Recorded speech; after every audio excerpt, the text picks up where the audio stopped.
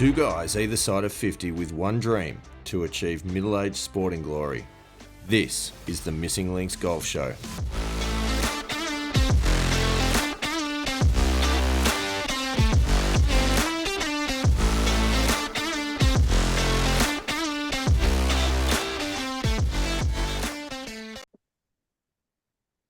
Andy Walker, welcome back to the Missing Links Golf Show as we creep ever so slowly closer and closer to our 50th episode. We are very close now, aren't we? We're not quite there. We're close. Yes, very excited, actually. Did you end up getting that bat that we talked about? So I did have a look. I did have a look online. The special Missing Links Golf Show cricket bat. I did have a little bit of a look online, and you could purchase some sort of like, what do they call it? You know, when they do the engraving, where they sort of burn into the wood. Oh, yep. You know, that sort of engraving. You could do that with the name down the back of the bat. A little bit overpriced for mine. Right. So felt like it was possibly too much of a financial commitment just for a sight gag on the 50th episode. But anyway. Okay. So what you feel as though we need some more sponsorships? Is that like what you're thinking? Maybe Gray Nichols, if you're out there. Yeah, Gray Nichols. Do you want to sponsor a golf show? Yeah, I mean, how good would that be? You know, the new series of Gray Nichols irons. Yeah, that'd be fantastic. Actually, if you had your choice of sporting brand that currently does not do golf equipment, you know, like for example, Tiger Woods brought Nike into the golfing realm. If you could pioneer a sporting brand to come into the golfing realm to, let's say, make golf clubs, who would you go for? Head. Yeah, excellent. As in the tennis racket brand. Yeah, I mean, who better to make a club than Head? Would they make the shaft as well, or would they just make the head?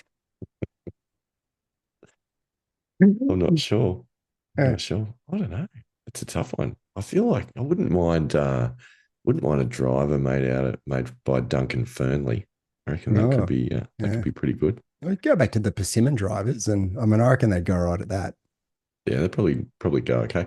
I don't know what their pedigree is in titanium related products, but but they go right with the Willow though.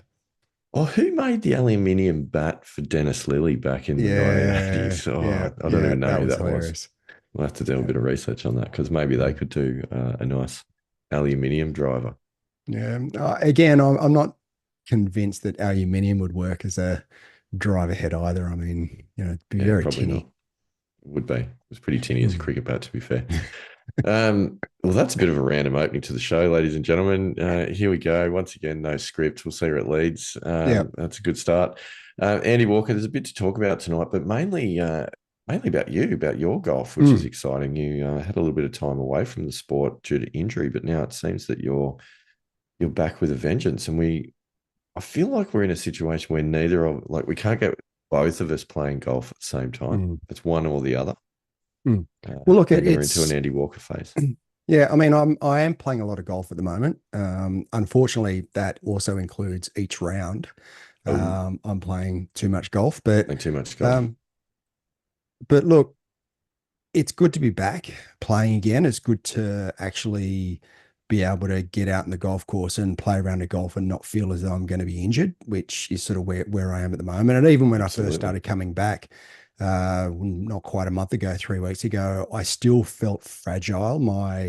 Certainly my sternum felt still a bit fragile, but now I didn't even think about it. You know, my last couple of rounds have not even thought about the sternum or the ribs or any of that. So I feel as though I've moved sort of past it and I'm now sort of laying the groundwork again. And, you know, the unfortunate thing is obviously I was playing pretty well back in April and May.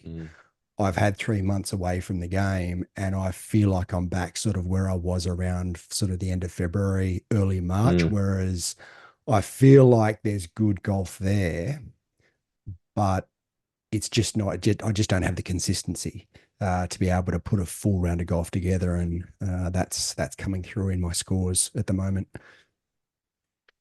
Yeah, that's not good. But good to hear the improvement from the injury situation, because let's face it, nobody likes playing golf with a fragile sternum. No, no, definitely not, and I can vouch for the fact that it is not pleasant.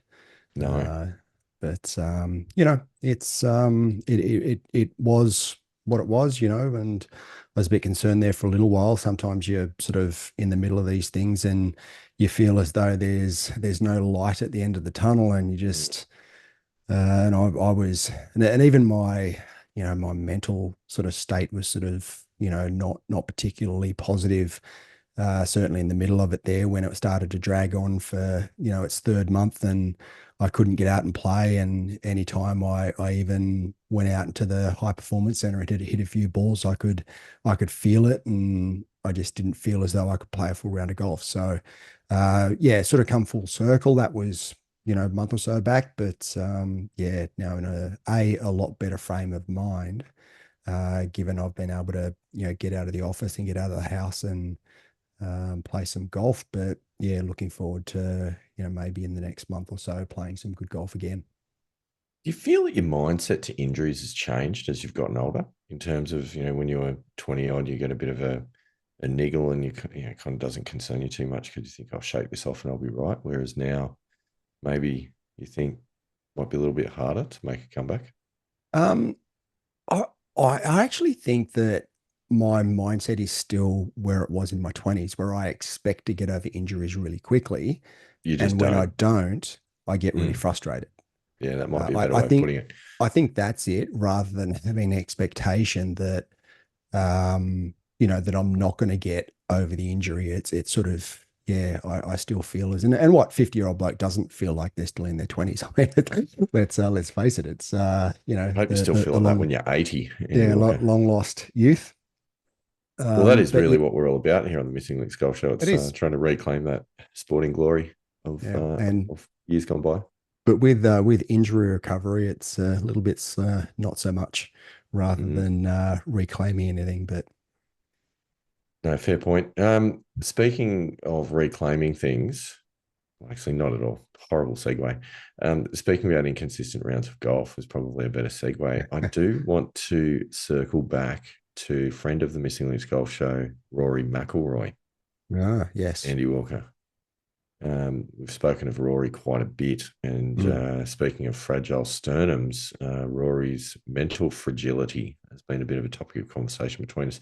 Rory just Just, played the just, Irish Open. wait. Talking about fragile sternums, then you move on to his mental state. Like, Mental fragility. It's just the just word explain that to fragile. me. It's just the fragility is the connection there. Right. Fragile Okay. sternum, fragile brain. Um, Obviously, after the US Open, we spoke about Rory quite a bit, right? Yep. And we talked about his capitulation to Bryson DeChambeau in the final round, Mm. and a couple of the disappointing decisions that he made on the way in that led to him squandering a lead. Interestingly, I don't know if he managed to catch any of the Irish Open over the weekend just gone. No, no, I actually didn't. I was playing a bit too much golf myself. Yeah, so Rory was leading by a couple Right. with a handful of holes remaining. Mm. And when Rasmus Højgaard finished birdie, par, birdie, birdie, birdie Ooh, over the it's a last good five finish. holes, to Rory McIlroy's, what was it? Bogey, birdie, par, bogey, birdie Mm. finish. Right. Par five last. Had to eagle the last to force a playoff, and actually hit an incredible drive, an incredible second, and just missed the putt, tapped in for birdie, so he didn't make Yep. the eagle. But Mm. really, it was on the 17th hole, par four 17th. Rasmus found the greenside bunker, a couple of groups in front, and Yep. holed out from the bunker for birdie. Yep. Yep. Rory found the green in regulation And three and putted. three stabbed for bogey. Ouch. Yep. And I don't know. I felt, and then he went to birdie the last, but at that point was trailing by 2. So no Mm. longer was he protecting a lead. He was trying to chase it down, and Yep. he looked a different player when he then had to throw, everything to the wind and try and win it on the, or Mm. at least try and force a playoff on the last hole. So, nothing to lose. He looked a different So player versus when he was protecting his lead. yeah, And right. that's Okay. probably the topic of conversation. Mm. I just think there is a massive, massive mental block for Mm. Rory when he's got a small lead coming down the stretch. Yeah, right. Okay. He looked Mm. like he was playing with fear, Yep. whereas Rasmus was just playing shot by Mm. shot. Mm. He was fearless Yep. versus fearful. Mm. Interesting. Yeah, I mean, look, it's and we discussed at length the potential mental challenges that Rory's going to have as a result of what happened in the US Open. So I'm not surprised. I mean, he's got to, if he's going to get past it, I guess the first thing he's got to do is just win a tournament, regardless of what tournament that is. He's just got to win one. Then I think he's got to work himself back up into the majors, and whether, I mean, look, and I think it's going to take a fair bit of mental fortitude to be able to do that. And again, I think I drew comparisons to Greg Norman a few times in that Norman was still able to win regular tour events and regular tour tournaments, but in the majors, I mean, look, he won a couple of British Opens, but yeah, the capitulations in the majors just, yeah, it was just almost every time he was in contention, there would be something that happens to him that just didn't happen to Tiger Woods. It didn't happen to Nick Faldo. It didn't happen to Jack Nicklaus and Tom Watson and these great players. Sort of like Phil Mickelson in his early days. Something always happened to him. In Mickelson, was that? No, Phil Mickelson. Um, in the early, I mean, what did he won his first major at what, 33 Oh, or 34? yeah, yeah, yeah, yeah, And yeah, then went on to win, I think he's won six. So, yeah. um, that's taken I think that's taken a fair bit of mental fortitude, given Phil credit where credit's due, to come back from those early setbacks and be able to put together, six major wins. I think that's a great effort.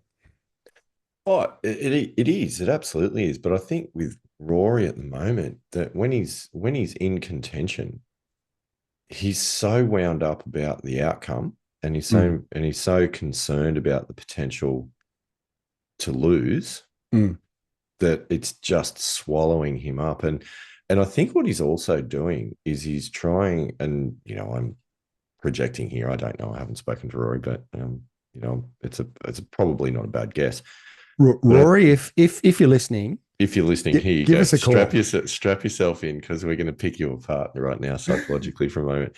But and I'm basing this on watching the body language and kind of a little bit of lip reading on some of the mumbles that he has to himself between shots, right? Mm, And also the things that he says in the interviews before and after rounds when he's in contention. And he's always talking about things like, I'm playing really well, I'm playing really good golf, to get myself in contention. It's just, putts are going to drop and it'll be my day and this, that, and the rest of it. I'm not hearing any kind of, and fair enough, because you never do from professional sports people. They don't really show the vulnerabilities in media interviews, and I mm, understand why. But I think when he's in those moments, he's trying to positive talk his way through it and yeah. and and squash out any of the negative talk. Now we know from the lessons we've learned over the last 49 episodes of the Missing Links Golf Show, that does not work, Mm, and the mm, negative thought's going to creep in there at some point. I yeah. feel like the process is potentially, that the growth for him is going to be acknowledging it in the moment, rather than being in the moment going, no, I'm going to force my way through this by, strength of will and overcome the adversity. But Mm, just to stand there and go, yeah, I'm under pressure, I'm nervous, I'm feeling it, and I'm tightening up, but that's okay, because that's the mm, position I want to put myself in. yeah. And then that can just deflate the situation a little bit and enable him to go on and play, rather than trying to go, no, I'm not going to feel these things. I'm not going to lose again.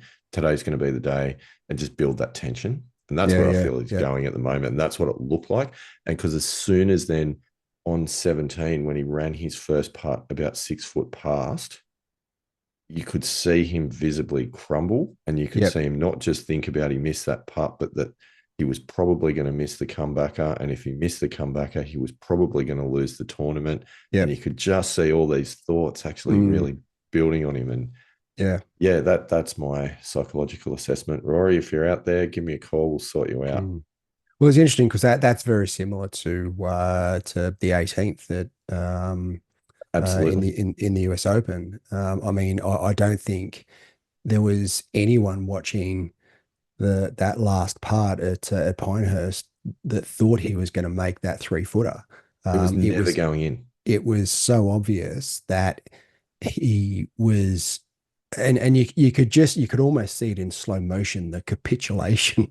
Yeah, In yeah. I mean, don't get me wrong, it was a difficult putt in that situation. It broke a heap and all the rest. So it was a difficult putt. Uh, but you would still think that someone of that skill in the moment with the right mental aptitude and outlook. I mean, could you imagine Tiger Woods missing that putt? No, no, absolutely not. Yeah. We talked about exactly about this. Like, I think if you take that putt out of that situation and you give Rory that putt on a social round of golf Mm, um, with us on a weekend, he probably makes that putt 7 or 8 times out of 10. mm. And the other couple of times that he misses it, probably horseshoes or at least catches the hole. Like he missed the hole. Yeah. Yep.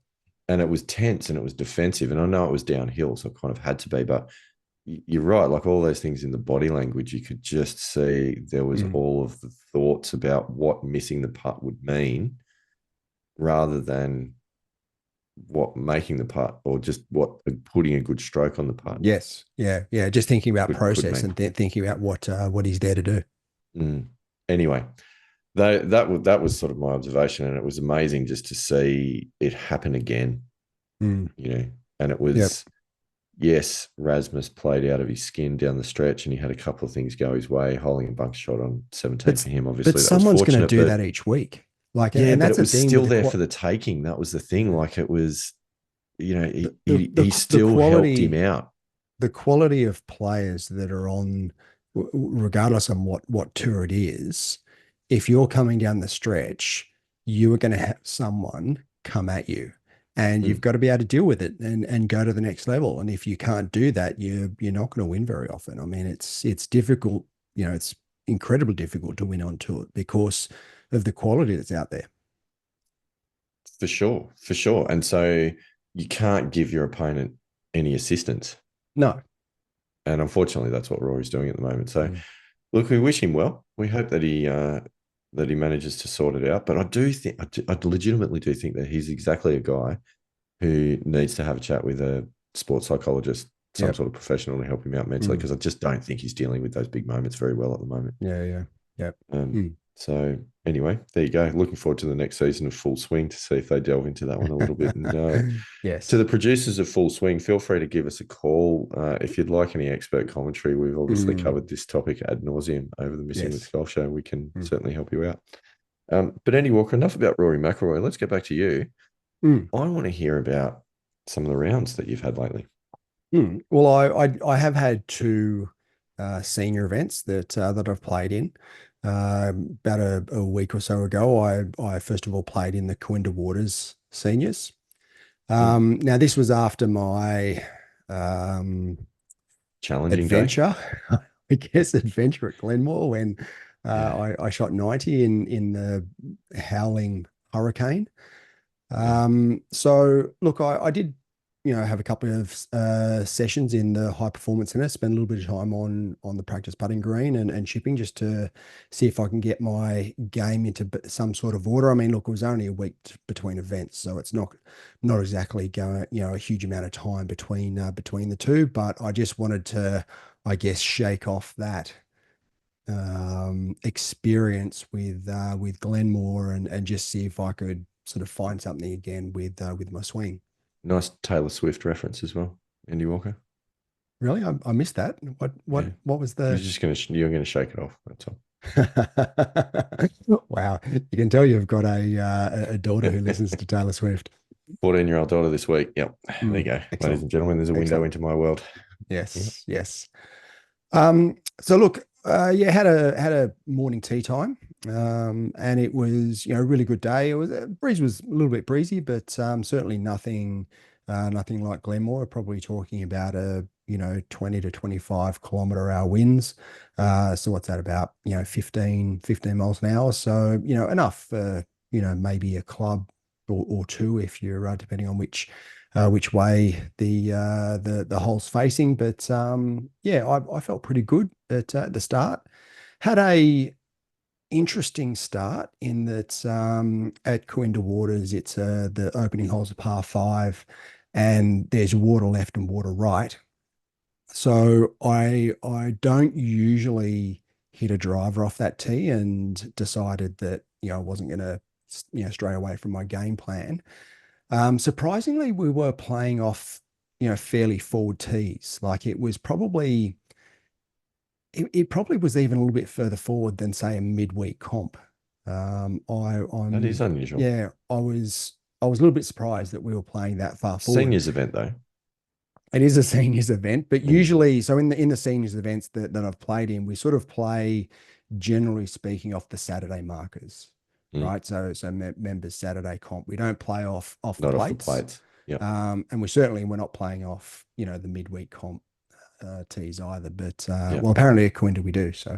Um, so anyway, I hit a reasonable sort of three hybrid off the first.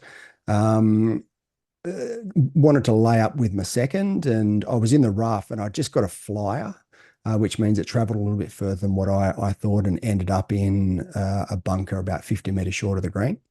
Oh no.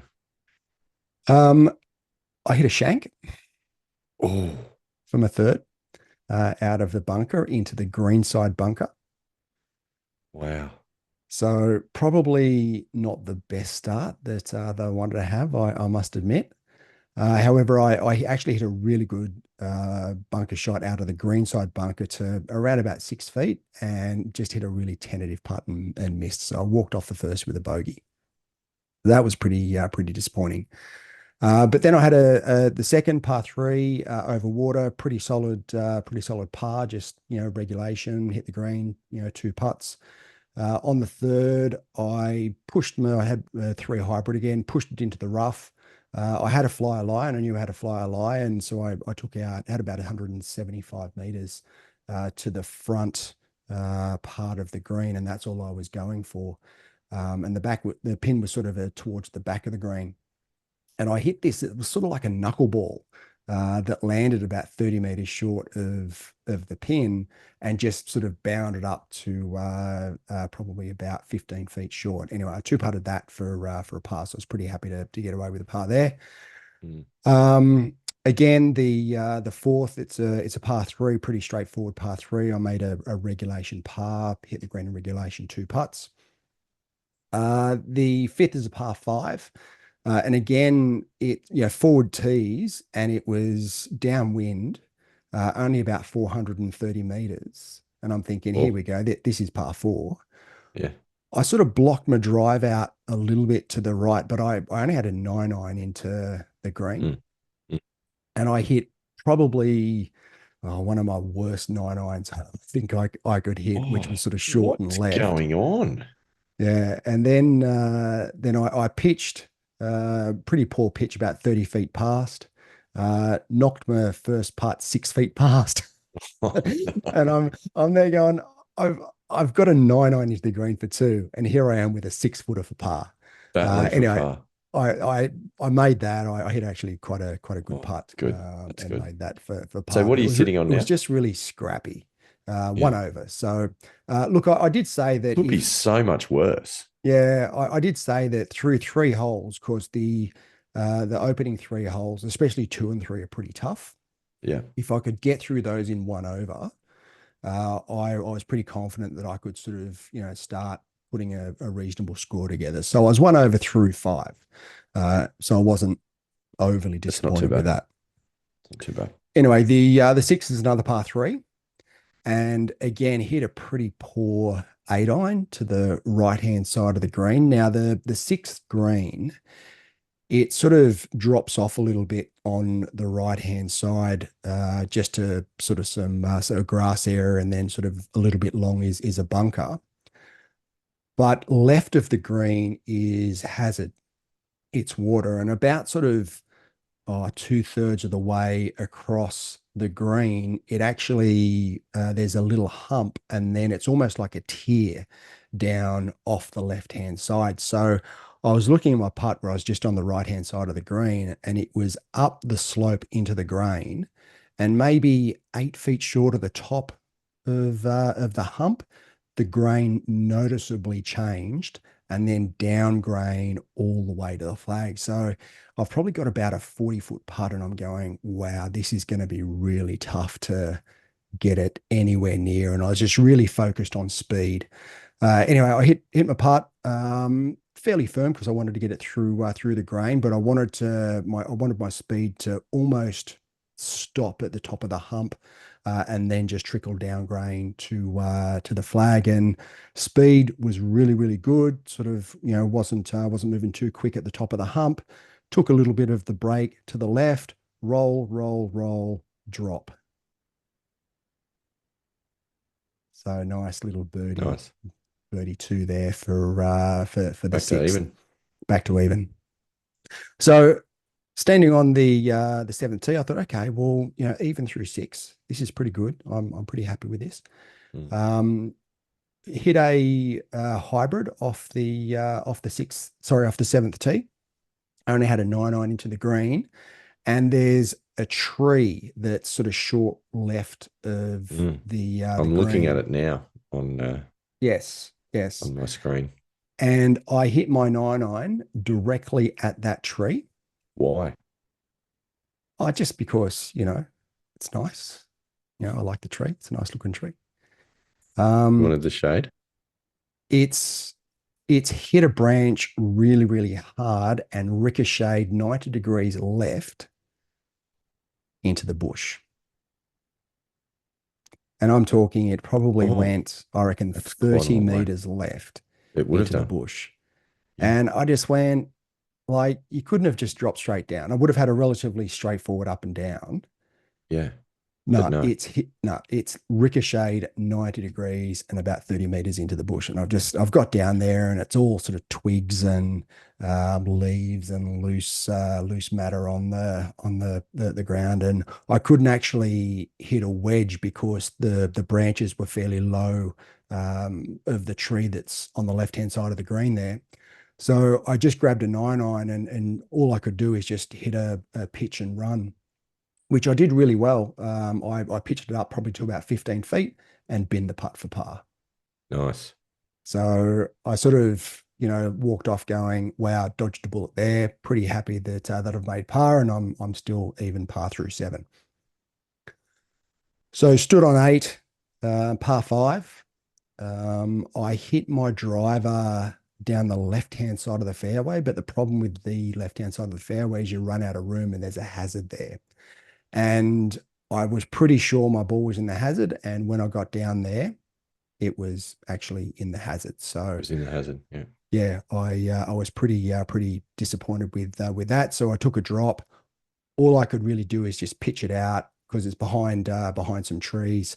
Pitch it out sort of to around about 165 meters short of the flag, or short of the green.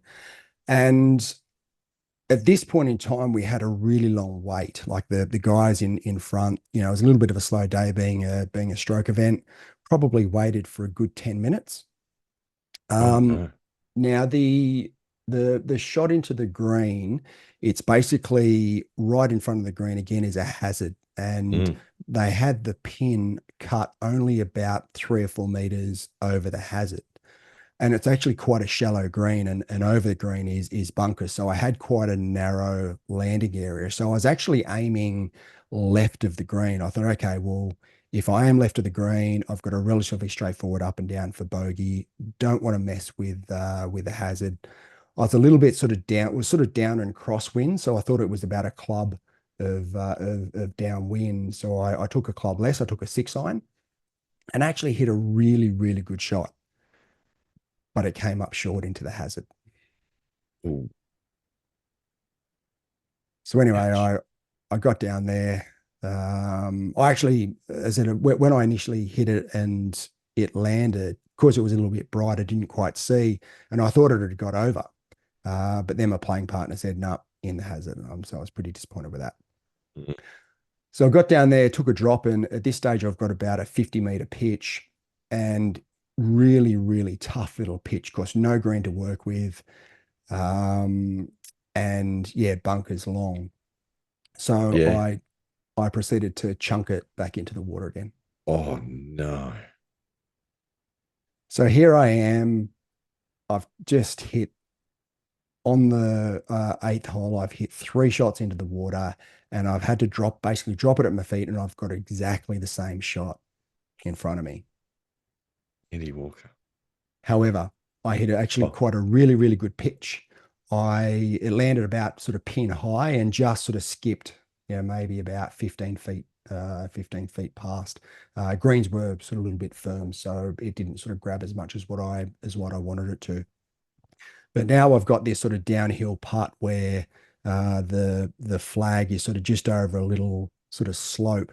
And I tried to lag it down there and knocked it about 8 feet past. So I'm looking at this 8 footer and because I rested, so I'm sort of, marked it and I'm counting my shots up. And I'm like, this is for 9. So I've got an 8 foot putt for 9, and I'm going, I quadruple can't make bogey. double figures, man. So now I whack it down. I was pretty confident of the line, and I actually hit a really, really good putt, and it went straight in the middle. So I was like, wasn't obviously really unhappy with the 9, but also glad that I didn't But make it it wasn't a to 10. double But figures. how many rounds in a row now have you posted a quadruple bogey on a par Yeah, five? yeah, That's that three in a that's my row. no, that's my second. So two in a row. It's just terrible. Having and playing off. Well, I was playing off two. It's just 4 over in one hole. It just absolutely kills your momentum and kills your Yeah. round. I've Yeah. gone from even par to 4 over, Four over. and Yeah. just going. What's that? It's Rory McIlroy-esque is what that is.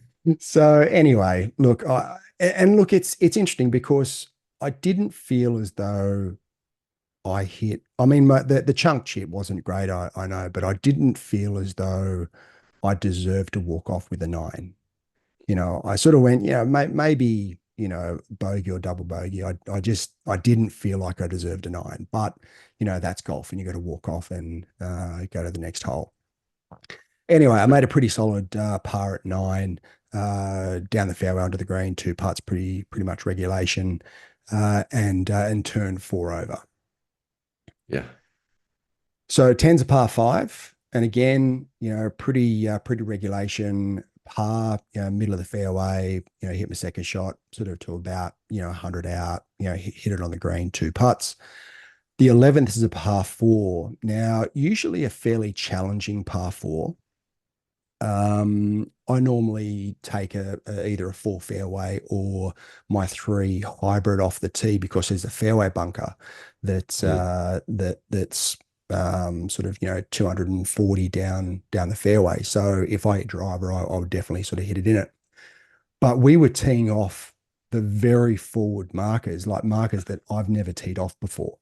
So you might carry it. So, so I've grabbed driver and absolutely ripped a driver down over the fairway bunkers to about 55 meters short of the green, Nice. which I said, thank you very much. I've gone from, about a 7 or 8 iron usually into the green to Yeah. Okay. a flick Lob wedge. 58.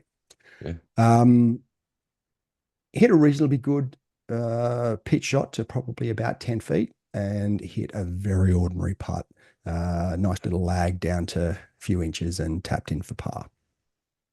Well, that's okay. No On damage done. No, on 12. Now 12 is a par 3. Pin was sort of tucked to the left, and there's actually water left. You can't go Water left. all the way up the left. Yeah. Yeah. So I was aiming into the middle of the green, and I hit a hard pull left of the flag, sort of towards the left hand side of the green. And as soon as I hit it, I went, "Wow, that's water." But because I'd sort of, I'd sort of gone over land, and it was going to bounce into the water, I sort of walked down there, and I found my ball probably about a meter out of the water. I don't know how it stayed up because usually it's just Wow. absolutely dead there, Yeah. like it never stops short of the water, but this one did. About a meter short of the water, but it was a really tricky pitch shot because the bank's pretty steep and the pins only cut like just on the left hand side of the green. So I pitched it about maybe 15 feet past, missed the returning, took another bogey. So 5 over at this point in time. 13, yeah, my dreaded 13th hole, Mm. which I hit my three hybrid into the fairway bunker, which was just very ordinary. Hit a bit of a rank 9 iron out of the fairway bunker. So there's Uh, four fairway bunkers there up the mm, right. Which did you manage to find? the front one. The first one Well, actually, no, or sorry. the So the second one. So because the first one's pretty short, so it's the yeah, and then second one. But there's there's a a group of grouping of three. three. Yeah, Yep, yeah. yep, So it's yep, that yep. first one of the grouping of three.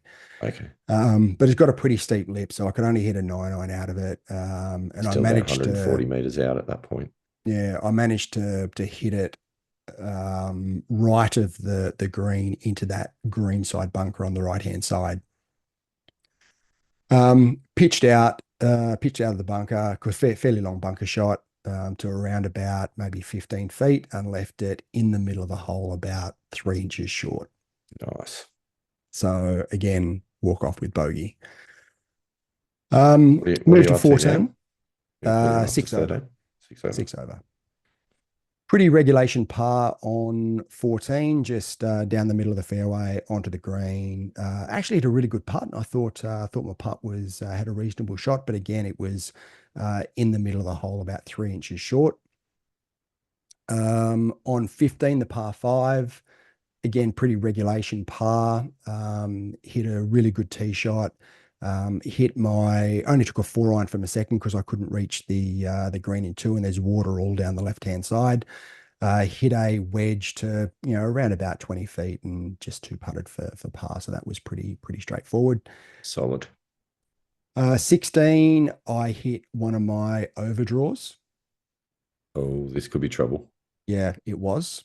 I actually was hard up against a tree, and I had to hit sort of a backhand shot where I sort of turned around, had my back to the target, and I didn't want to hit it left-handed. I just cannot hit left-handed shots, so I'm much It's better very having the difficult. Like yeah. left-handed golf is particularly difficult. So only highly qualified and highly skilled golfers can do that. So good decision. Yes, yes, correct.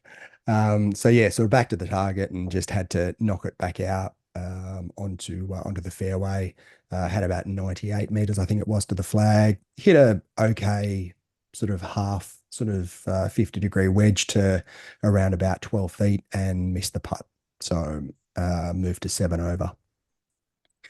Ouch. 17th. Now, 17th was playing really short, the par three over water. That's the one that we talk about, which sort of reminds me a little bit of Sawgrass, the 17th Sawgrass. I was only playing 78 meters. Wow. And so I took out my 58 degree and I hit a great 78 degree to about 40 feet.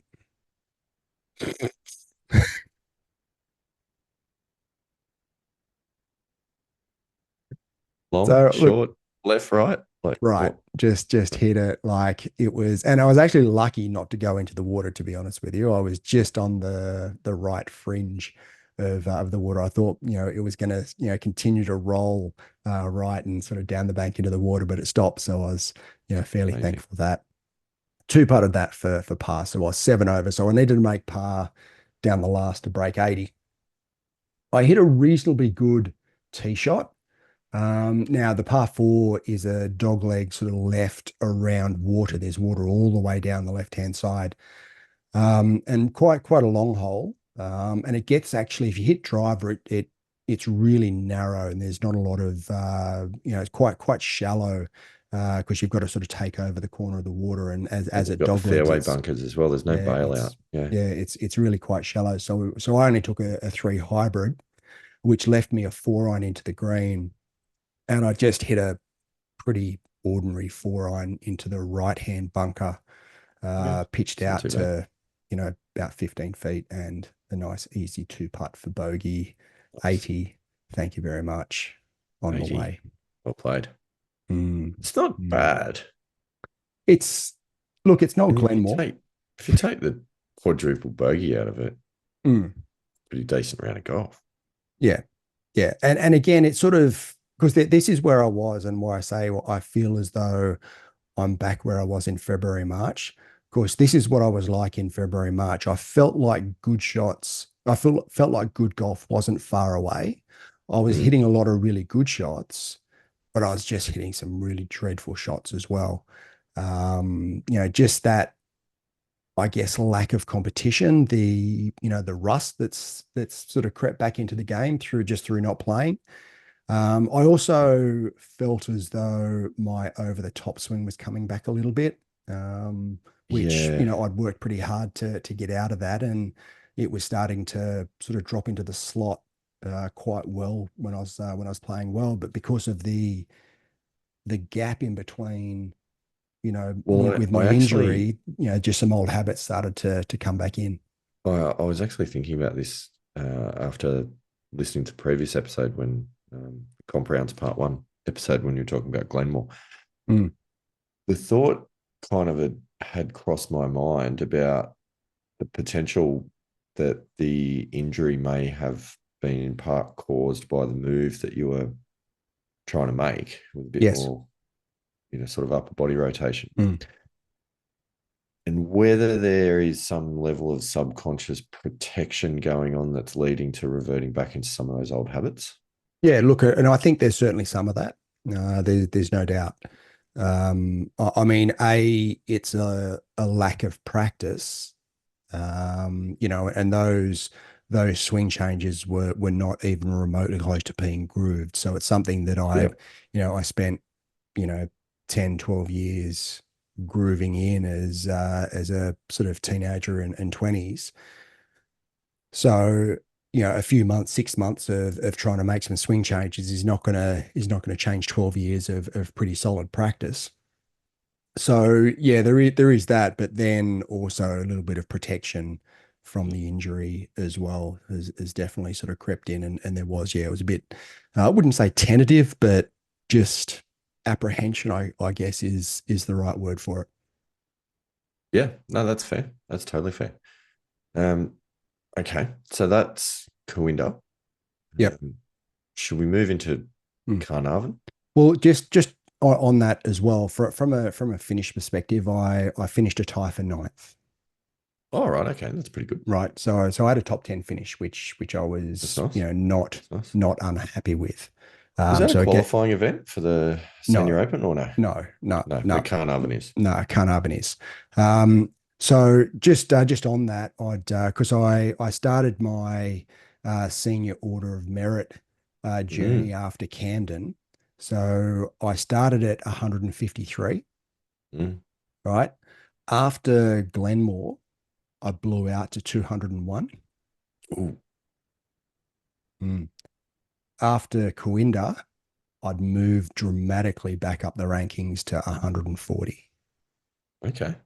So I was, and we've now got Carnarvon as well. I was at 100 and ranked 140 at that point in time. I only played three events. I mean, some of these guys, playing, I think I saw one that had played 21 events for the Order of Merit. So the Order of Merit, it goes on sort of similar to sort of your FedEx Cups and Race to Dubai and those ones, in that it's points, and you get allocated a certain number of points depending on when how high you finish, but it's your top 14. So once you get past 14, you're effectively playing just to try and get a better score than your 14th best score. Sure. It's a Um, little bit like the handicapping system.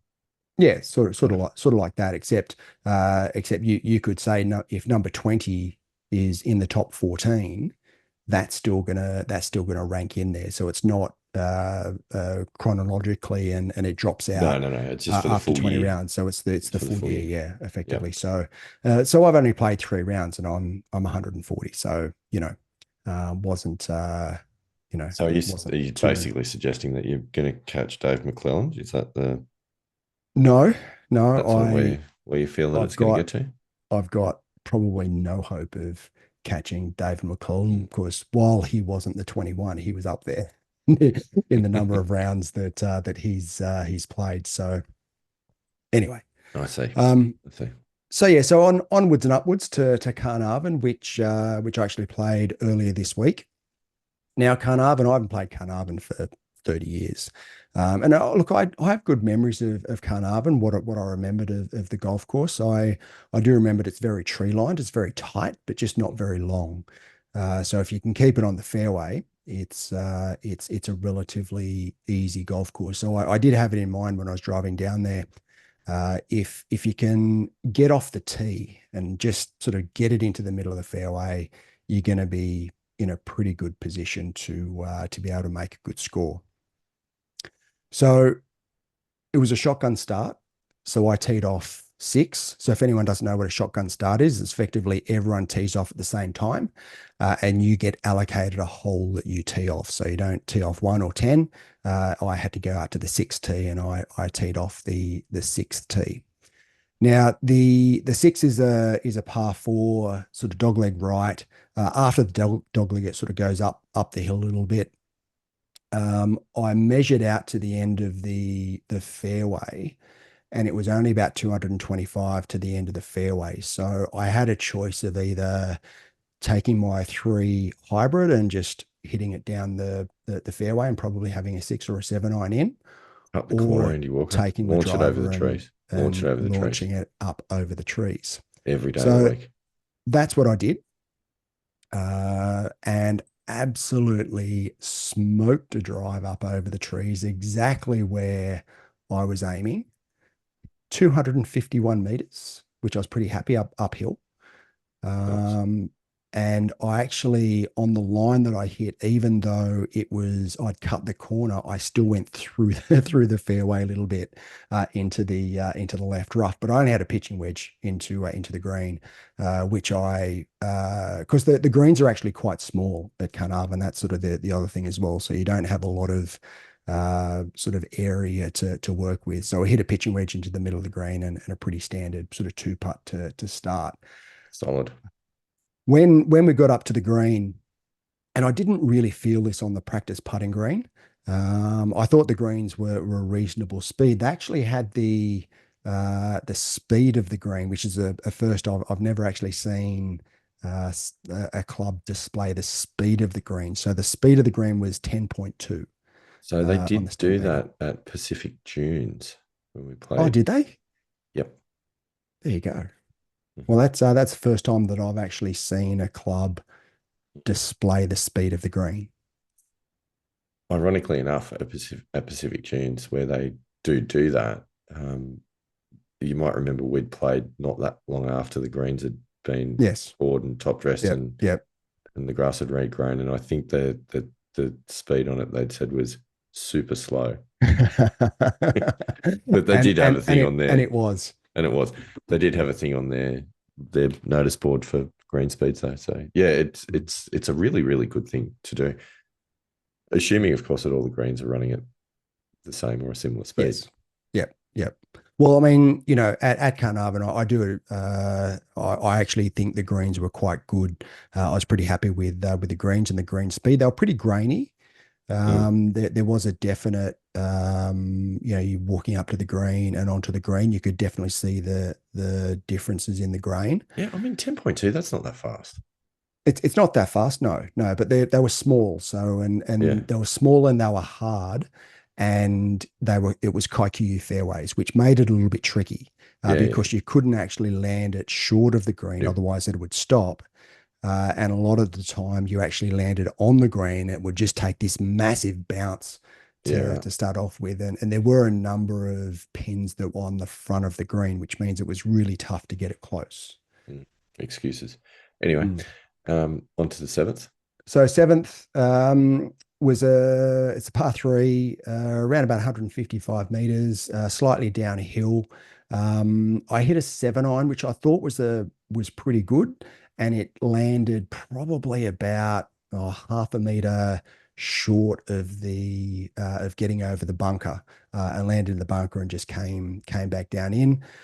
Hit an okay bunker shot, I guess, to about 15 feet, missed the putt, so made bogey. Not too bad. Um, on eight, Or water up the right. water up the right. Again, I sort of half considered taking my three hybrid off the tee. Also, Rip I it. should it's not a three hybrid, three utility, I should say, off the tee. Rip it Decided and pretty rip it. quickly against that. This is Probably hit driver all my day long for mine. best drive of the day. And again, where the tee box is, the angle of the tee box and the fairway, you're actually sort of hitting away from the water, which sort of made it a little bit easier. And I hit a draw, so my shot shape is away from the water. 278 meters. So that is over 300 yards, 304 yards. That is, I was So you're actually left about with about 80, 75, 80. 89 meters to the flag. So yeah, I was about 50 meters in front of my playing partners. That's impressive. They were a long way behind. But yeah, hit a pretty ordinary 54-degree wedge to around about 30 feet right of the flag, and two putted for par. So I still one over through three. Nine's quite a short par four. Mm. Hit a very ordinary overdrawn drive, Ooh, which when I got down there was actually really lucky that I had a shot, because I was sort of right in the middle of these sort of a group of bushes that if I was in the bush, it was unplayable and I'd be taking a drop. But I could still, there were still overhanging branches, and sort of there's a bit of a slope up to the green. So I sort of walked up there, and being KQ, I sort of thought, it was pretty firm. So I thought maybe I could, just get my pitching wedge and run it up, which is sort of what I decided to do. Had a, really, really clear spot picked out. And I reckon I landed it on the blade of grass that I'd looked at.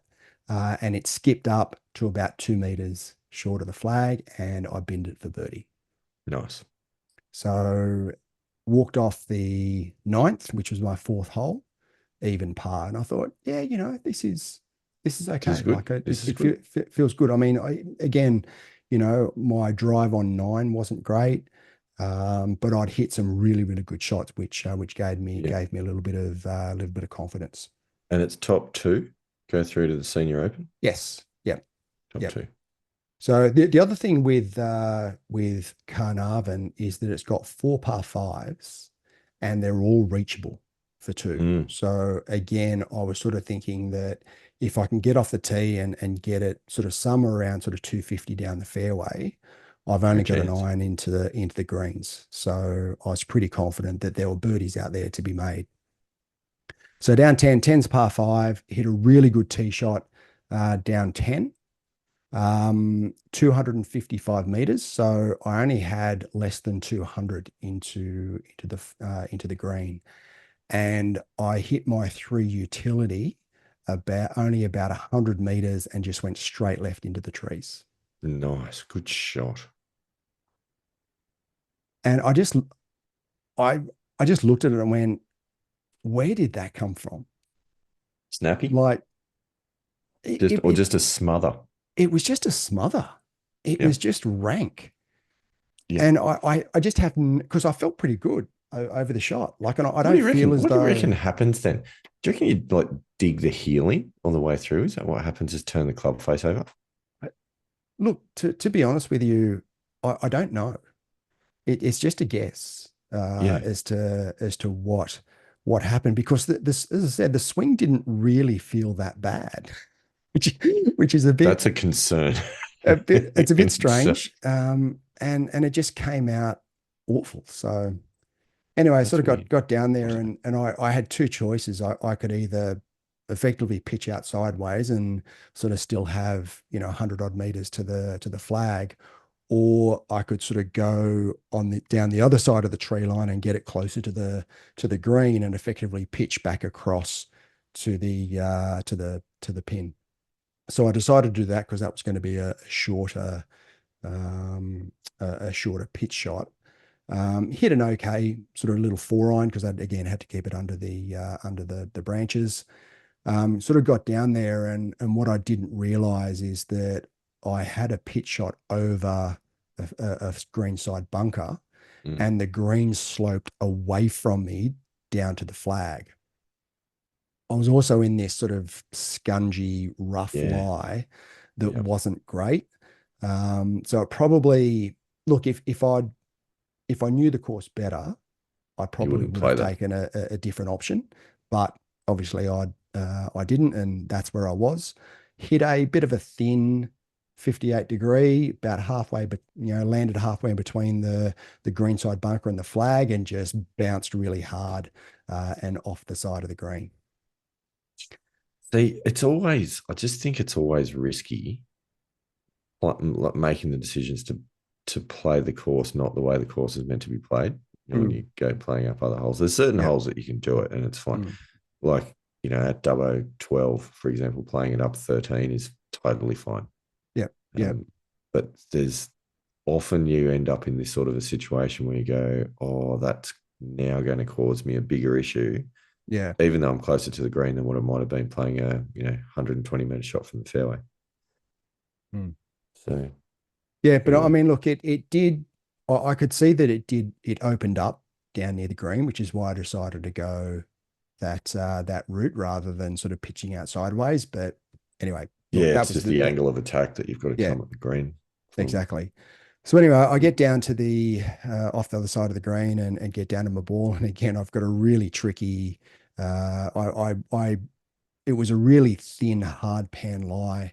So I didn't want to take my 58 and try and nip it. So I just grabbed a 7 iron just to run it sort of up the bank and onto the green, hit it to about sort of 15 feet, which I actually thought the pitch and run was better than the end result, but that's where it ended up. And took an easy two putt for double. Ouch. I mean, look, it's the right strategy because I think on those sorts of shots, when it's a tricky greenside shot, you've got to think about what's like how bad's a bad shot going to be when you Mm. select that type. And with the Well, it was a par 58, a bad, five, yeah, and I didn't want to take another nine. you didn't take enough. But you take the 58 there and the bad shot off a bit of an iffy lie Mm. can still be at your feet. You Yeah, take the 7 iron 100%. and a bad shot's to 20 feet. So Yeah, exactly. Exactly. yeah, So anyway, every day. the 11th hole is a par four, relatively short par four, and but it's really, really tight. Okay. Again, I sort of half thought about taking the three utility off the tee, but thought, no, I'm hitting my driver pretty good. So wanted to hit my driver.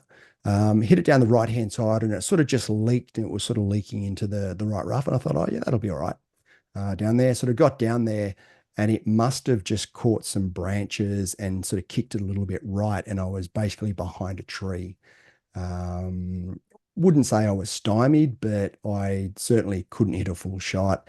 And I actually ended up having to hit just a punch 8 iron under the trees and just tugged it a little bit into the left hand bunker. But the problem with that is that the pin was on the left hand side and I'd short sighted myself. I actually had to play the shot with 1 foot out of the bunker and 1 foot in the bunker, and Nice. it was all downhill to the flag. Like I just had no chance of getting it close. Yeah. So I did my best. I pitched it out sort of to about 30 feet past after it sort of ran sort of all the way down the slope. Hit a putt that just didn't take the break. Actually hit it at what I thought was a good speed, but it ended up about 6 feet to the right of the hole. It's quite a large slope and missed that. tapped in for another double bogey. Yeah. So I didn't take a quad, but I went double double. Yeah. I don't know which is worse, Yeah. double double or quad par. So I was pretty deflated walking off the 11th green, as you can imagine, because Yeah. again, I was even through four, felt pretty good, and I've Yeah. 2 holes later on four over, Oh, going, it's golf though. what is It's going golf. on? It's golf. But that's okay. Um, Get the it back 12th on the is a par next. three. Hit a 6 iron right of the green. Had a relatively easy up and down. Sort of pitched to about maybe about 6 feet, and just hit an awful putt. Oh Uh, man. and missed. So made bogey there. So five over. I'm starting to feel it, all the feels that you would have been feeling. Um, so I just thought, okay, I'm going to wipe this. It's just I'm just going to start again. I'm going to go Well, you down to the have to. 13th You have tee to. and just start again. So 13, I actually played pretty solidly. I hit it down the left hand side, it just into the rough, but only had about a 70-meter pitch to the flag. Saw my playing partner from the middle of the fairway about 80 meters out, pitch it about pin high, and it's just bounced and off the green, and thought, wow, that's just Yep. tough. So I hit actually quite a good pitch, and I was coming out of the rough, so I was never going to get a huge amount of spin on the ball. Landed it just on the front of the green, took a pretty decent hop, but ended up probably about 30 feet past the flag. And Wow. when we sort of got up to the green was just sloping from front to back, pretty That's dramatically. that's So not it right. was it was really, really tough. Look, from the fairway, uh, you know, you should be able to hold the green. But where the Front to flag back sloping was, greens is yeah, questionable course design. it's Carnarvon course designers, if you're listening, sort yourselves out. so look, I two putted and made a pretty solid par on 13. 14 hit a really good drive on 14, hit an 8 iron to about 6 feet. Actually hit a really, really good putt, but just broke when I didn't expect it to break, and just horseshoed out. So tapped in for par. Yeah. Uh, on what are we up to? We're up to 15. On 15, I've again hit a really good drive. I was about 70 meters from the flag. Again, nipped a really, really good 58-degree wedge. Pin was only maybe about 7 paces on. It landed halfway in between the fringe and the pin, and just Mm. took this almighty kick Mm. to about 15 feet past the hole. But I was pretty happy with the shot. I actually hit the shot that I was after. But I had this sort of really tricky sort of left to right downhill putt, which I two putted for par. It's not a bad The effort. Yeah, the 16th is par three, pretty regulation par, knocked on the green and two putted. The 17th is a par five. And again, this was a par five that was reachable in two, but I overdrew my tee shot The into the dreaded trees. overdraw. Yes, and just had no shot. Just had to Mm. punch a 5 iron out up the fairway to about 70 meters short of the green. Hit a reasonably good pitch. Again, the flag was on the front of the green, and it landed in the fringe and stopped in the IQ. Yeah, But it's I could cocky. still Yeah. I could still putt it. It was only about a foot off the front of the green. Two putted for par. 18, really good full But- fairway down the left So hand before side you of get the. up onto 18, like par, Yep. that's a good result for you on a par five. Making par. Yeah, Yeah. it is. It is. I was pretty happy with it. Yeah. Um, so yeah, on 18 par four, strong par four, but I knew that if I hit driver off the tee, I was going to Yeah. run There's that out of water. there's that water, which was 250 meters from the tee box. So I hit a full fairway down the left hand side of the fairway. If I'd hit my driver on that same line, I would have been fine. But it was so tight, It's tight. that Yeah. the angle was really tight. I just wasn't confident that I was going to get, maybe 5 or 6 times out of 10, I would have, hit the fairway, but it was just too big of a risk with the water down the right. So I hit a really good 4 fairway, hit a 7-iron just onto the left fringe of the green, 2 putted for par. So I'd sort of turned 5 over. Walked across to the first. The first is a par 5, fairly short par 5. I've absolutely smoked a drive down the middle of the fairway. Only had a 4-iron into the green. And I've hit my 4-iron, I reckon, 30 meters right of the green. It was one of those. So I don't know if you ever watched the 1986 US Masters where Greg Norman on the last hit his 4-iron into the crowd. Mm. Have you? I I don't know if do. you've ever Yep. seen that. Yep. Yeah. Yep. Yep. Yep. Well, go back and watch that shot, and that was the shot that I hit. It Mm. was. I actually hit it out of the middle of the club.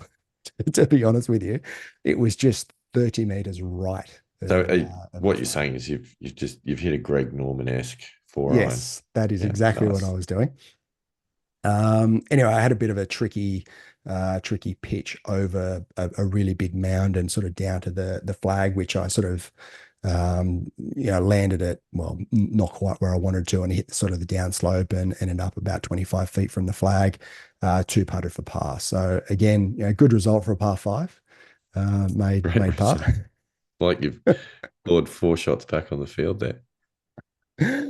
Um, where are we up to? We're up to the second. Second. So at this stage, we've only got we've got four holes to play, and Yep. and I'm what, 6 over? No, 5 over. Yeah, 5 over. Okay. So I'm sort of thinking, all right, well, I've got a par 5 in front of me, which I knew was reachable. It was downwind, and if I could maybe play the last 4 in even par or 1 under, then that's, I wouldn't win and I probably wouldn't get in the top 2, but it would be a reasonable result. Hmm. So I hit a bit of a heel drive down the left-hand side of the second. 4-iron into the green. I hit just a leaky sort of 4-iron to off the right edge. Again, it was one of those sort of little scungy sort of lies that I didn't want to hit a 58-degree Hmm. pitch because I knew how hard the greens were and it probably wasn't going to stop. So I had to run an 8-iron through the KQ. Hmm. I actually did that quite well. Ran it up to around about 6 feet and hit probably my second worst putt of the day, Nice. which was sort of short and left and didn't even look like getting anywhere near the hole. So walked off with a bogey. So I'm 7 over. No, sorry, I'm 6 over. The third is a par, pretty strong par 3. I hit a 4-iron this time left of the green, but again, it was only probably maybe 6 feet off the green, and I could putt it. But I proceeded to 3 putt Oh to man, walk off with with another bogey. it's inspirational stuff so far. It Oh, really is. it was the most frustrating thing. I can't tell you how frustrated I was. Yeah. So still on the par 5, a little bit angry, and absolutely smoked a drive down the middle of the fairway. And it was 287 meters. I hit this drive. Now it was downwind, I must admit, but I just stood up and just ripped it. Good. It's good. So what are you? A bit over 200 out? Yeah, so I had a 4 hybrid, so I was 225, so I was right in my zone for the 4 hybrid, and I hit the 4 hybrid about 50 meters left. Which is better than right though, because it was out of bounds, Yes, right? it's out of bounds, right? Wasn't actually thinking about out of bounds, right? But yeah, it was again a bit of a rank shot, and it actually off the left hand side of the green. It sort of goes down into a fairly steep hollow. It's probably a good sort of 7 or 8 Yeah. meters down into the hollow, and I was on the other side of the hollow. And Oh again, a wow. really tricky pitch shot in that I didn't want to leave it short. Of course, again, sort of left with a fairly similar Mm. pitch. So I pitched it about. It actually hit a really, really good pitch about halfway between the fringe and the flag. And again, it just took a really big bounce and ended up sort of close to the right hand side of the green, of which I had an easy two putt for par. Nice. Did you make the two putt for par though? Yes, yeah, I two putted for par. Okay, it's good. Yeah. Just checking. So fifth, my last hole, had to make par to break 80. I hit probably my worst drive of the day into the left Oh, trees. And I was absolutely dead. Like I just had no shot. Um, I hit a 6 iron and I wanted to sort of, I had a little bit of a gap sort of at the sort of left rough, sort of, left wasn't left hand side of the green. It was sort of the left rough of the left hand side of the green, and actually hit a reasonably good shot, but it just caught the top of one of the trees in front of me and sort of dropped down about 50 meters short of the green, of which I had a fairly straightforward sort of pitch up the green to the flag, and I missed the green. that's not a recording glitch. That's just me sitting in silence going, what the actual Andy Walker? It was like just the worst pitch. It was terrible. I mean, look, it was on the fringe, so I still could putt it. Pulled it, But pushed it, pushed it. Just I think I just sort of left the face open and just got a hit bit this. wristy. Yeah, it wasn't particularly good. No, I actually think it was anti-wrist, to be honest with you. It was sort of just one of those sort of, where the club It's a face bit lags blocky, behind you, and yeah. blocky. Yeah. Okay. So anyway, Uh, I'm left with this probably about a 40-foot putt to break 80, which I didn't make. Left it about 1.5 meters short. did you make And that one to break 81? then, then I made that one to break 81. So shot 80 2 rounds in a row, Uh, where I had to make par at the last to break 80 and made bogey. mm, wow. Okay. So I guess it's really the same lessons from Kooindah, to be honest Mm, with you, in that there was a lot of really, really good ball striking mixed in with some absolutely horrendous ball striking. mm, mm. I had a bit of a poor day on the greens as well. I didn't feel as though I'm finding that, and again, I think this is just practice. I'm finding that I'm struggling to keep the club face square, or the putter face square as I'm coming through. It was something that I actually got right and was, doing quite well sort of throughout April and May. And I was really confident with my putting. But yeah, I'm just finding at the moment that it's really inconsistent. And it's not that I'm missing it left or missing it right. I'm missing it both sides of the hole. And I just can't I'm really struggling to start the ball on my intended line. So yeah, I think I need to spend a little bit of time, just working on club face control and keeping the club face square through impact with my putting, and then Seems again to be a with putting mat drill potentially. yeah with my ball striking again. I think it's just time. I don't think there's anything dramatically wrong as such. It's just rust, Mm. and just not being in the game for the Which is bound time to that happen. yeah that I was. And look, I mean, if you take a couple of weeks off, you probably don't have Mm. too much of a drama. But 3 months it's a long time out of the game. Yeah. Playing it, trying to get anywhere. Under 80, you're going to struggle to do it unless you spend a fair bit of time playing.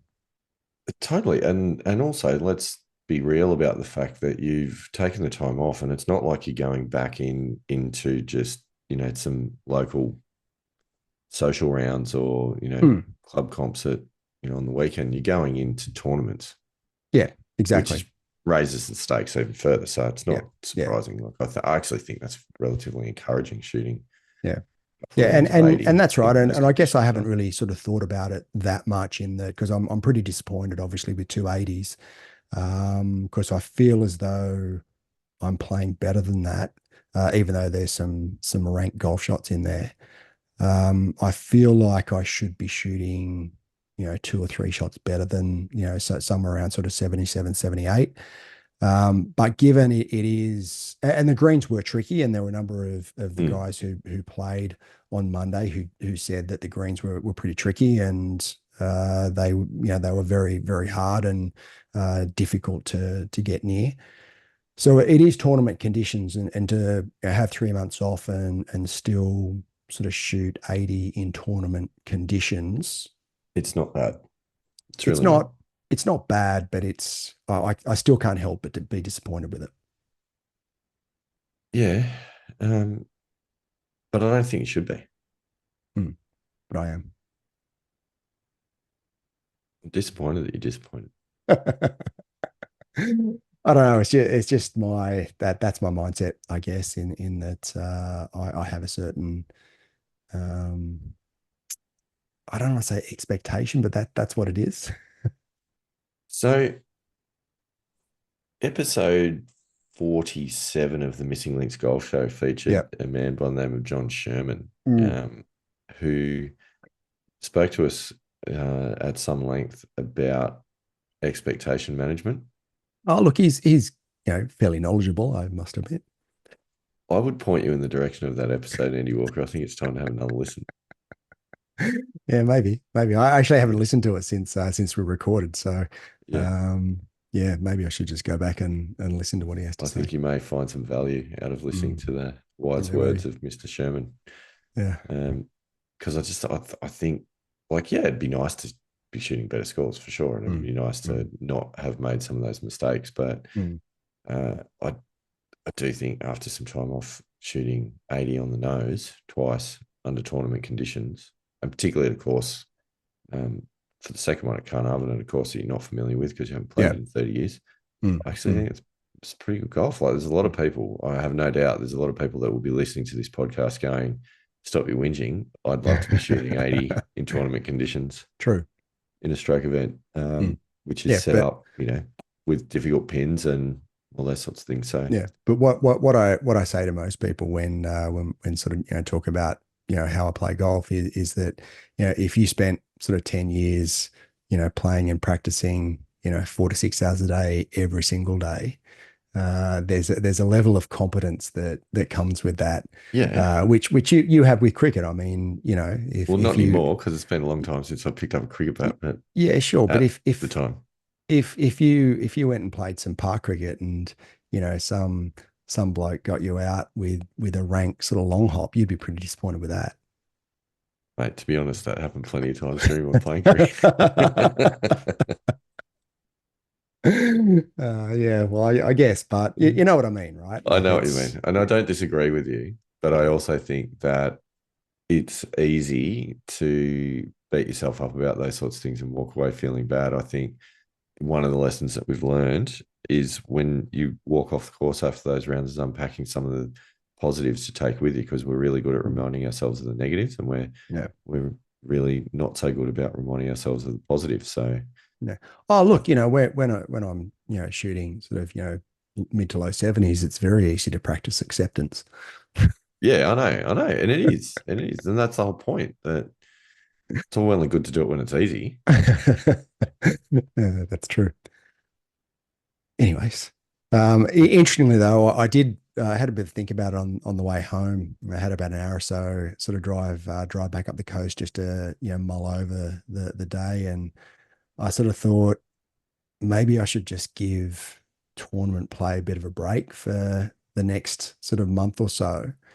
Ooh, Um, and controversial. just do a little bit of do a bit of practice, play a couple of midweek rounds at my local club, a couple of Stableford rounds just to get myself back into the swing of things because I think I played one Stableford round Yeah, at my home yeah, club yeah. and then straight into what sort of now 3, 4 tournament rounds.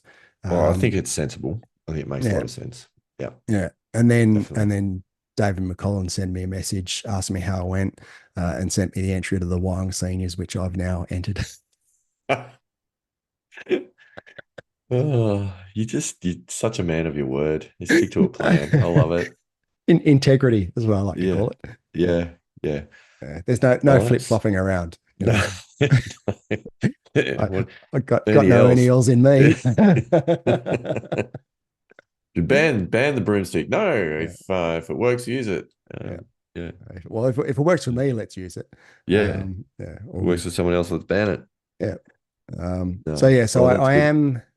I have next week. I have actually booked into the Tuesday comp at my local Mm. club, which is good. And then the Wyong Seniors is on the 30th of September. So I've got a couple of weeks to go until the Wyong Seniors. So well, actually, by the time this episode drops, it's probably not going to be a couple of weeks, but I'll be well on the way to maybe having a few practice sessions on the practice putting green and getting a bit more time in the high performance center. Which is exciting. Which is exciting. We do have a lot going on over the next couple of weeks as well. Both of us have We do. got a holiday plan because the school holidays are fast coming upon us. Mm. But never fear, Pilgrims, because we will have enough episodes recorded for release during that period We have done a to few, keep haven't us we? going. Yeah, we have. We've got another one this week or next week, two next week Yeah, two next lined week. up. Yeah, just to make sure we've got enough content to release. There's plenty. There is plenty. And I mean, there's a bit more coming. We do have some exciting guests coming on the show We in do. the next little period, which we'll Mm. talk more about in coming episodes. We are also looking at getting a very good friend of the show, Jason Butt, to come back on the show Mm. and have a little chat with us, Andy Walker. I was, without giving too much away, I was fortunate to catch up with Jason in person Oh, okay. just Nice. last week. Yeah, This okay. week we Good. talked all things Bob Vokey wedges. Ooh, wow. Yes. That's a bit of a Ooh, indeed. yeah. Yeah, no spoilers, but that's just a little bit of a hint That dropped was right there. that was quite the morning. So Wow. Okay. Good. Well, we've talked so about that a few times, and getting the wedges sorted mhm. out, and it was my opinion because you were talking about going getting a ball and putter fitting, and it was my very strong belief that you should go and get a wedge fitting. So Well, and you're you're you're, I you're took your welcome. advice. I took your advice because I don't think I need a ball fitting now because I feel like I've landed on the perfect golf ball, and that is the Titleist Pro V1. Mm. Yes. For the lovely people at Titleist, free plug for you. Mm. Mm. Feel free to Yes. get in contact. It's a Uh, very, very, very good it's a golf very ball. good golf ball. It's the golf ball of choice on the Missing Links Golf Show. I think it's fair to say. It is. It is. So I think we've solved that equation. Mm. Your point around the putter, I think, was a point well made. I don't think that's necessarily my major area of concern at the No, moment, and the thing that needs to be no. changed. Um, And again, come back to the point of what we discussed. Well, wasn't sort of last episode, or it might have been the one before. Is your putting stats? If you look at your strokes gained putting stats, it's you know flying. you're better than a scratch marker. I mean, It's actually the you best part of don't my game at the you moment. don't need to change your putter. It's not the biggest issue. Short game has absolutely been the biggest issue. And let me just say this without any spoilers, the hour and a half spent with Jason Butt on the range with the wide variety of implements designed by the great man Bob Vokey Mm. really exposed exactly why I've been having these Mm. issues around the greens. Yeah, yeah, yeah, So yeah. Okay. there's quite a bit to come Mm. on that topic. Actually, if I can talking about strokes gained, if I can sort of come back to sort of Yeah. Good my point. two Yep. rounds from because we didn't talk about sort of No, we the didn't. strokes gained for those two rounds. So for Kooindah, my first 80, my strokes gained, if you all up, the strokes gained for the round was minus 8.3 in comparison to a scratch handicapper. Mm. Driving was minus 2.9, approach play minus 3.2, short game minus 3.1, and putting was plus one. That's pretty good. I mean, yeah, minus 3.1 for short game when you're chunking them in the water in front of Yeah. par five. So I guess that's not going to help. Mm. No, no, that's not going to help your stats at Yeah. all Yeah. with those. So then we come to Carnarvon and strokes gained was minus 5.5 overall for the round. Better. Driving was plus 0.7. So I You actually had a weren't good, talking about the number that you smoked off the tee in that regard, so I'm yeah, not no, surprised. I Yeah. actually felt as though, I mean, hit a couple of ordinary drives, but the vast majority of my drivers were actually really, really good. Yeah. Approach play minus 3.3. Yes. So still similar. Yep. Short game plus zero point 0.2. Really interesting. Yeah. And then putting was minus 3.1. And as I said, I felt as though Yeah. I had a really ordinary day on the greens, Yeah. and that sort Yeah. of played out And in the that's where it strokes was. gained. Mm. Well, I think that's given you some pretty clear indication of where the focus needs to be. Mm. Which is, Not so much when you're driving. Definitely your approach play. well, it's interesting because if you take Kooindah, my driving was minus 2.9.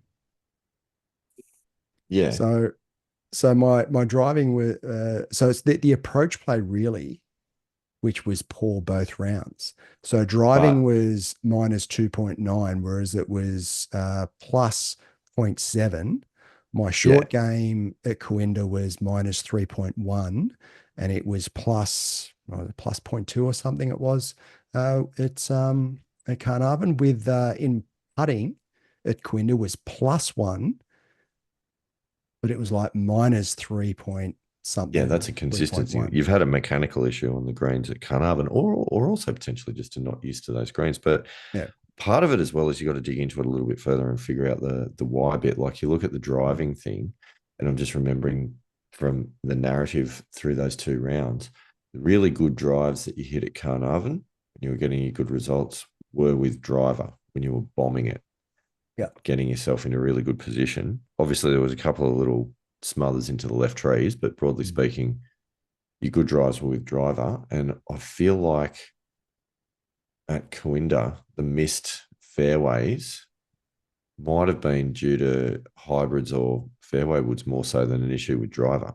What I'm actually finding, and this is quite interesting, and I'm going to have to put a bit more thought into it, as you said, is that when I'm playing a course and where I strategically hit a lot of utility irons and four fairways, even though I might hit the same number of fairways, because I'm obviously not as far down the fairway as what I'm hitting Yeah, driver, that has a pretty big impact on strokes strokes gained. gained. And it Yeah. will.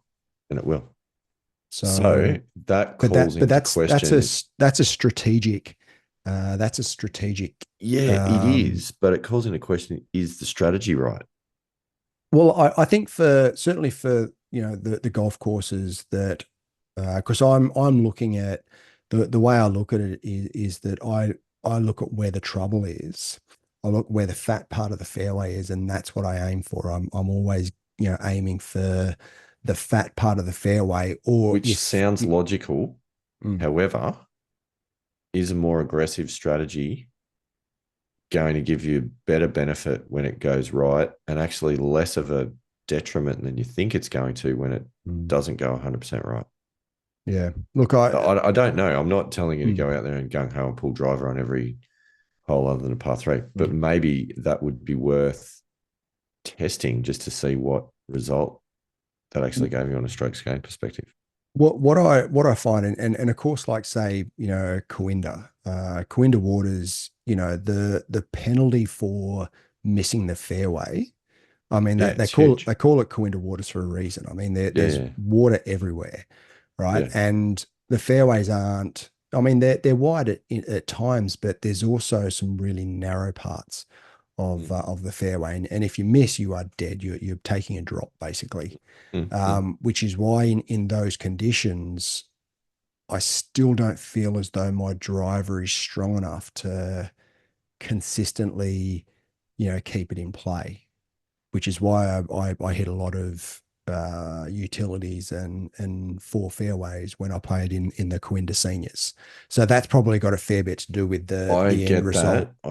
I get strokes that, but I gained. would urge you to actually look at your stats and see how correct that statement is. Hmm. May not be. You might not be as inaccurate with your driver as you think you are versus not being as accurate with your four fairway and utility iron as you think you are. Yeah. I don't know. I look back at my stats or my scores,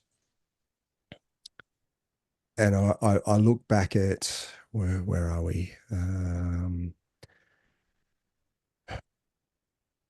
Back to this is great podcasting, by the way. Isn't Um, it?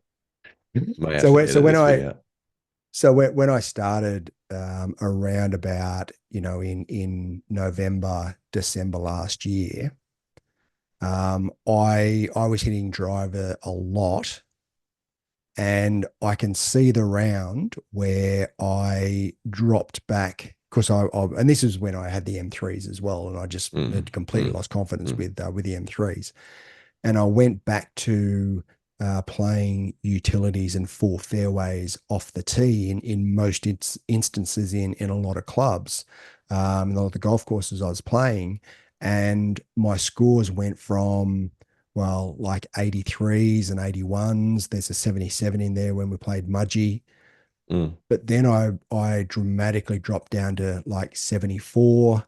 There's a couple of 78s in there. There's a couple of 80s as well. There's a sort of there's the good score, the 70 at Kooindah, 74 at Camden. So I feel as though when I made that strategic decision that my strokes gain dropped, but my scoring improved, if It's a that bit makes sense. counterintuitive, but yeah, I mean, I get what you mean, but okay. So anyway, To be look, it's continued. yeah, it's to be continued. I mean, I think that now that since the club fitting and having the the TSR threes, I think that definitely makes a big difference, and that strategy probably needs to be reassessed. Mm. Fair enough. Well, Andy Walker, we've just ticked over the 1.5 hour mark for this podcast. And as per your earlier remarks about this could go on forever, I'm not Who convinced that that's in our best interest. who would have thought that I could talk about me so much? Pilgrims, give me strength. Um, anyhow, it's what they say. It's everyone's favorite subject themselves. it's themselves. Yeah. Yeah, But that's all good because we all have our turns and you had 2 rounds of golf to talk about. So well I done. did. Mm. Anyway, I think that is about it. We have got a few more episodes to record in over the next week. So plenty more to put out. And Mm. Pilgrims, it's been a lot of fun. I think that's probably pretty much it for this episode, Andy Walker, unless there's It is. anything else that you would like to say. Oh, look, there's plenty I'd like to say, but probably not a lot that I should. Okay. So what will you say? Rock out, pilgrims.